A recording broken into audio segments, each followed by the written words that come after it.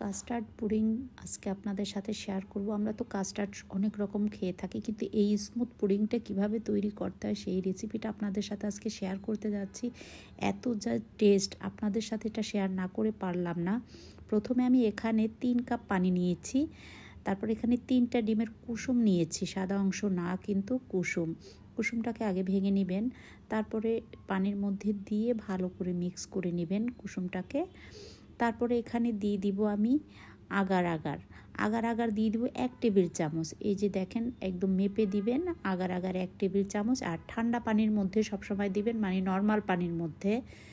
তারপর দিয়ে আগারটা দিয়েই কিন্তু সাথে সাথে মিক্স করে নেবেন, না হয় কিন্তু দলা পেকে যায়। এখানে আমি দিয়ে দিলাম 1 কাপ চিনি। আপনারা কিন্তু চিনির পরিমাণটা কমিয়ে বাড়িয়ে দিতে পারেন।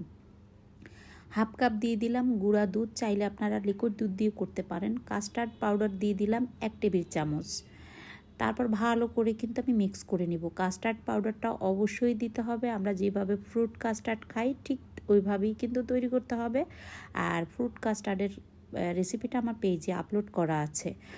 আমি এখন চুলাতে দিয়ে অনবরত নাড়তে হবে, নাড়াটা কিন্তু বন্ধ করা যাবে না কোনোভাবে। নাড়তে নাড়তে দেখবেন যে এটাকে বলক এসে গেছে আর একটু আস্তে আস্তে ঘন হতে যাচ্ছে। তারপরে দেখবেন যখন ঘন হয়ে আসবে, একদম বলক এসে যাবে, তারপরে কিন্তু চুলাটা বন্ধ করবেন, কারণ যেহেতু আমি এখানে আগার ইউজ করেছি, আগারটা গলতে একটু সময় লাগে। তারপরে আমার কিছুক্ষণ নেড়ে চেড়ে নেওয়ার পরে এই যে বলক এসে গেছে দেখেন। বলক এসে যাওয়ার পর কিছুক্ষণ পর কিন্তু নেড়েছে, তারপর কিন্তু চুলাটা বন্ধ করে দিবেন। আমার এই রেসিপিগুলো যদি আপনাদের কাছে ভালো লেগে থাকে অবশ্যই আমার পেজটা ফলো করে দিবেন, ভিডিওতে একটা লাইক দিয়ে দিবেন। একই নামে ইউটিউব চ্যানেল, চাইলে সাবস্ক্রাইব করে সাথে থাকতে পারেন। ঘনত্বটা দেখিয়ে দিলাম।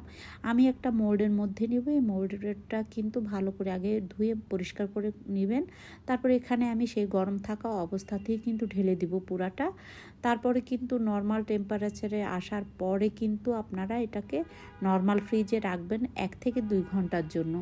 আমার একটু বেশি হয়ে গেছে, তাই আমি আর একটা বাটির মধ্যে নিয়েছি। আমি 2 ঘন্টা পরে কিন্তু এই যে বের করলাম, দেখেন এভাবে একটু টেনে টেনে ধরলেই কিন্তু দেখেন এটা একদম খুব সুন্দর করে খুলে যাবে। খুবই টেস্ট এই কাস্টার্ড পুডিংটা, আপনারা একবারের জন্য হলে ট্রাই করে দেখেন।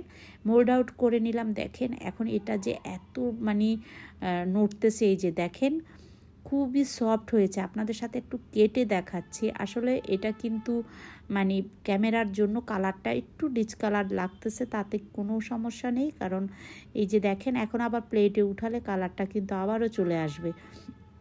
এই যে দেখেন কালারটা, এখন দেখেন কত সফট।